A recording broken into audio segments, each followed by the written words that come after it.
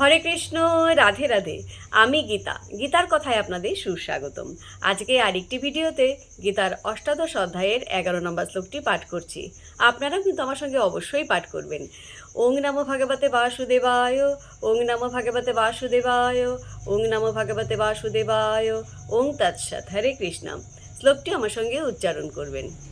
ন হি দেহ ভৃতা শক্যম ত্যক্তুম কর্মাণি অশেষত যতু কর্মফল ত্যাগী স্বত্যাগী ইতি অভিধীয়তে।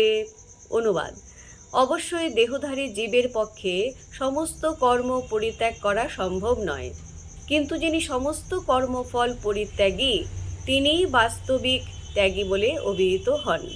তাৎপর্য বলেছেন, ভগবদ্গীতায় বলা হয়েছে যে কেউ কখনো কর্ম ত্যাগ করতে পারে না। তাই কর্মফল ভোগের আশা না করে যিনি শ্রীকৃষ্ণের জন্য কর্ম করেন, যিনি সব কিছুই শ্রীকৃষ্ণকে অর্পণ করেন, তিনিই হচ্ছেন প্রকৃত ত্যাগী।